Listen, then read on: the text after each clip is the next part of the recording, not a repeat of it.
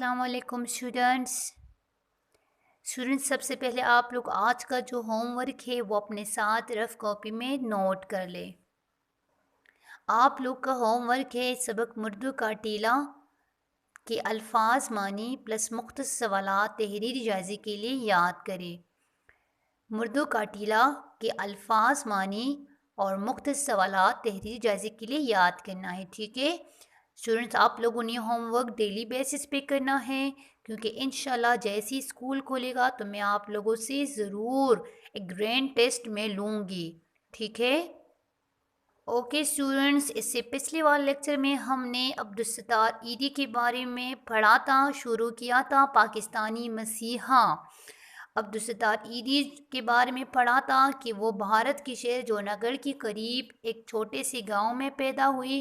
थोड़ा सा मैं पिछले वाले लेक्चर को दोहराती हूँ, ठीक है, फिर हम आगे बढ़ते हैं, आगे पढ़ाई शुरू करते हैं। फिर अब्दुलसत्तार ईदी की जो वालदा थी बीमारी ने उसको माजूर कर दिया और उस टाइम अब्दुलसत्तार ईदी की उम्र 11 बरस थी। फिर उस छोटे बच्चे ने अपनी वालदा की दिन रात खिदमत की, कई साल उनकी खिदमत करता रहा है, लेकिन लेकिन बीमारी ने उसे बेबस कर दिया था। फिर अब्दुलसत्तार ईदी की उम्र 19 बरस थी जब उनकी वालदा का इंतकाल हो गया और वालदा के इंतकाल के बाद वो अपने ख़ानदान के साथ 1947 में हिजरत करके कराची आ गए। उस टाइम 1957 में एक बीमारी जो थी पर कराची में फैलना शुरू हो गई, तो अब्दुलसत्तार ईदी ने मुखिर हजरात के साथ मिलकर एक फ्री डिस्पेंसरी कायम की और फिर रफ्ता रफ्ता ये सिलसिला जो था वो ईदी फाउंडेशन के क़याम तक जा पहुंचा। इसके अलावा हमने पढ़ा था कि ईदी फाउंडेशन की 250 मराकज़ कायम हो चुके हैं और ये फाउंडेशन के मराकज़ दूसरे ममालिक में भी कायम की गई है। ठीक है, हमने ये भी पढ़ा था कि अब्दुलसत्तार ईदी की जो अहलिया बल्किस ईदी भी अपने शौहर अब्दुलसत्तार ईदी के साथ साथ फलाही काम कर रही है और वो दिन रात खिदमत खल के कामों में मसरूफ़ दोनों रहते हैं। आगे पढ़ते हैं, सफ़ा नंबर 71 निकाले। अब्दुलसत्तार ईदी ने बैनुल अक़वामी सतह पर पाकिस्तान का नाम रोशन किया है, मतलब सिर्फ पाकिस्तान में नहीं बल्कि पूरी दुनिया में अब्दुलसत्तार ईदी ने पाकिस्तान का नाम रोशन किया है। उनकी खिदमात के एतराफ़ में उन्हें कई कौमी सतह पर भी और बैनुल अक़वामी एज़ाज़ की जमा इनामात से नवाजा जा चुका है। उनके खिदमात के बदले में उन्हें कौमी सतह पर भी और बैनुल अक़वामी सतह पर भी कई इनामात दिए जा चुके हैं। हाल ही में अक़वाम मुत्तहिदा की ज़ीली इदारे यूनेस्को ने उन्हें दुखी इंसानियत की खिदमत के एतराफ़ में एक बहुत बड़े एज़ाज़ से नवाजा है और 1 लाख अमरीकी डॉलर नक़द इनाम भी दिया है। लेकिन अब्दुलसत्तार ईदी का सबसे बड़ा इनाम ये है कि करोड़ों लोगों के दिलों में उनका बेपनाह बहुत ज़्यादा एहतराम है। लाखों मुखय्यर हजरात उन पर एतमाद करती हुई, उन पर ट्रस्ट करती हुई, किन पर? अब्दुलसत्तार ईदी पर ट्रस्ट करती हुई कसीर रकम फलाही कामों के लिए ईदी फाउंडेशन के अकाउंट में जमा करवाते हैं। ईदी फाउंडेशन लोगों की अतियात की मदद से मसरूफ़ अमल है, मतलब ये इदारा जो है लोगों के चंदे से अतिया की जमा चंदा, लोगों के अतियात से ही मसरूफ़ अमल है, काम कर रही है। अब्दुलसत्तार ईदी बैनुल अक़वामी शोहरत रखने के बावजूद इंतहाई सादा ज़िंदगी बसर करते हैं, नहायत सादा कपड़े पहनते हैं, बड़े बड़े हादसात के मौक़ों पर ख़ुद पहुँच जाते हैं और फाउंडेशन के फलाही कामों की निगरानी करते हैं। दूसरों की मदद करने के लिए फ़कीरों की तरह झोली फैलाकर लोगों से मांगते हैं दूसरे लोगों की मदद करने के लिए, और यतीमों, बेवाओं, बीमारों और लाचारों की मदद करते हैं। अच्छा, इस काम के लिए अब्दुलसत्तार ईदी को कोई मुआवजा नहीं मिलता, ठीक है, कोई सैलरी उनको नहीं मिलती, बल्कि رضاکارانہ طور پر اللہ تعالیٰ کی بندوں کے لیے آسانیاں پیدا کر رہا ہے، لوگوں کی مدد کر رہا ہے، ٹھیک ہے۔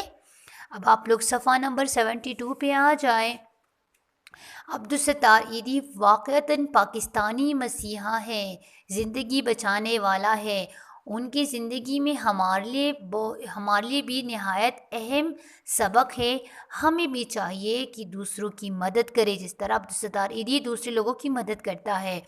بیماروں کی عیادت کرے، عیادت بیمار پرسی، پڑوسیوں کے کام آئے اور دوستوں سے اچھا سلوک کرے اور کبھی کسی کو بے سہارا نہ چھوڑے۔ اگر کوئی دوست، اگر کوئی پڑوسی آپ لوگ کا دکھ میں ہو، مصیبت میں ہو، تو آپ لوگوں نے ان کی ہیلپ ضرور کرنی ہے، ان کی مدد ضرور کرنی ہے، ٹھیک ہے۔ ان کو بے سہارا نہیں چھوڑنا۔ خدمت خلق کے کاموں سے نہ صرف دل خوش ہوتا ہے بلکہ معاشرے میں امن، سکون اور محبت کی فضا پیدا ہوتی ہے، اور سب سے بڑھ کر یہ کہ اللہ تعالیٰ کی خوشنودی رضامندی حاصل ہوتی ہے۔ اچھا، جب آپ لوگ دوسرے لوگوں کے کام آتے ہیں، لوگوں کی مدد کرتے ہیں، تو اس سے نہ صرف آپ کا اپنا دل خوش ہوگا، بلکہ اس سے کیا ہوگا، اس سے اللہ تعالیٰ کی رضا بھی ہمیں حاصل ہوتی ہے۔ اس سے پہلے بھی ہم دل کے واسطے پیدا کیا انسان کو ہم پڑھ چکے ہیں، جس میں خدمت خلق کے بارے میں تھا، ٹھیک ہے۔ تو یہاں تک پاکستانی مسیحا کی ریڈنگ اور ایکسپلینیشن ختم ہو گئی۔ اب میں ایک مرتبہ پھر سے ریڈنگ کرتی ہوں۔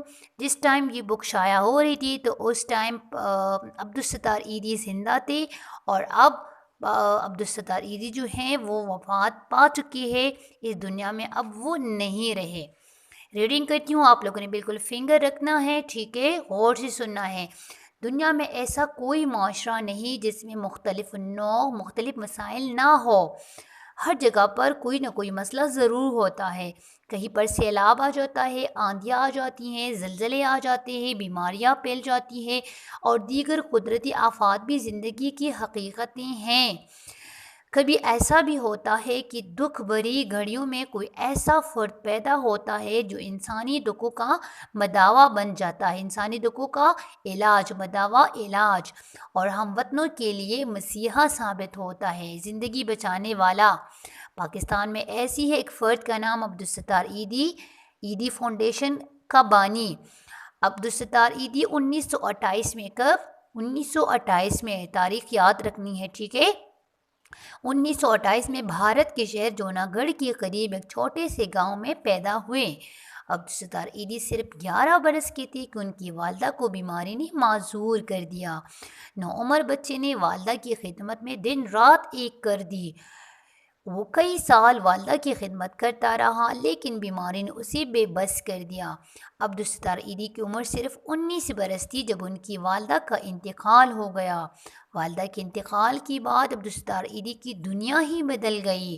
انہوں نے دکھی انسانیت کی خدمت کو اپنا نصب العین بنا لیا۔ 1947 میں قائم پاکستان کے وقت عبدالستار ایدھی اپنے خاندان کے ساتھ ہجرت کر کے کہاں آ گئے؟ کراچی آ گئے۔ 1957 میں ایک متعدی بیماری کراچی میں پھیلنا شروع ہوئی تو عبدالستار ایدھی نے مخیر حضرات کے ساتھ مل کر ایک فری ڈسپنسری قائم کی۔ رفتہ رفتہ یہ سلسلہ ایدھی فاؤنڈیشن کے قیام تک جا پہنچا۔ ایدھی فاؤنڈیشن نے عبدالستار ایدھی کی قیادت میں پورے ملک میں فلاحی کاموں کا جال بچھا دیا۔ ایدھی فاؤنڈیشن کے تحت یتیم خانے، ڈسپنسریاں، ایمبولینس، معذور افراد کی بحالی کے مراکز، بے گھر اور لاوارث افراد کے لیے فلاحی ادارے کام کر رہے ہیں۔ پاکستان میں فلاحی کام کرنے والی یہ سب سے بڑی فاؤنڈیشن ہے۔ فاؤنڈیشن کے مراکز دوسرے ممالک میں بھی قائم کیے گئے ہیں۔